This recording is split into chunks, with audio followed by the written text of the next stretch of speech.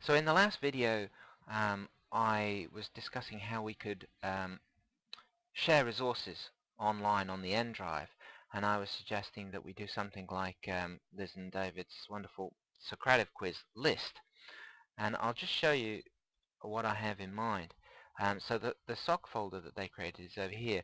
This is the UTAS Access folder where the current materials for the UTAS Access units are stored, and inside that we have the different levels.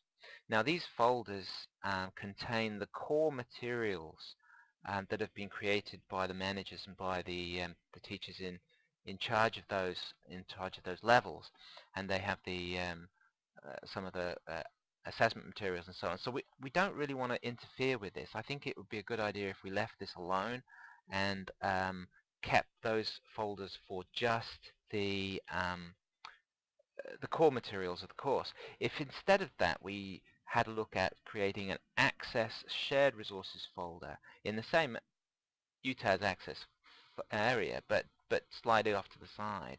If you click on this, you would go into an area where again we have the different access levels. I've only put access level 1 in at the moment, but next week I'll put the rest of the access levels in here. If a teacher was going to be teaching access level 1 next module, they might want to have a look in here and see if there's anything interesting that they might want to use. For example, the week by week breakdown would be here. So if I'm teaching week 1 of Access 1 next week, I might want to look in week 1 and see what there might be.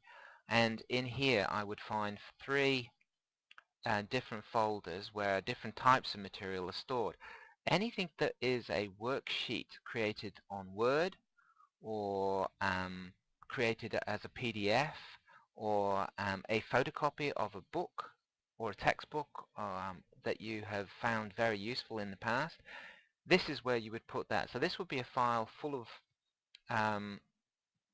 of documents, and we wouldn't need to keep a list of those. We would simply just have a big store of documents for week 1 of Access 1. In this area, though, we would have something more like what David and Liz had created. So if I went into interactive materials here, I would find these 3 lists. And these 3 lists are a composite list of all of the materials that relate to Access 1 Week 1. So for example, if I find a video online, a YouTube video or a BTN video that I think is really good for Week 1 of Access 1, I might go to this video links page here and I might add my video to the list. If I had a Socrative quiz and I created one for Week 1 Access Unit 1, I might put it on this list. If I wanted to put a link to a website that was, for example, a news article on something related to the first week of Access 1, and I thought that was very useful, I might want to add it to a list of website links. So these, instead of being files, would just be these would just be links that you would click on, and then you would go to an online document, an online page where you could see what the other teacher had utilized. So if I give you an example, if we clicked on the video links list, it would look something like this. If I, for example, had created a Show Me video, it's stored online, and this is the link that takes you to this Show Me video, and this is actually a real video. If you're interested, you can go and have a look and see what it's like. So if I click on this, I would go to my Show Me video, and because I've given you the link, you would also be able to go and click on this and use it if you wanted to with your students. And here we have a voice thread in a similar way. It's just the link that I've posted there, and I've given all the other information here.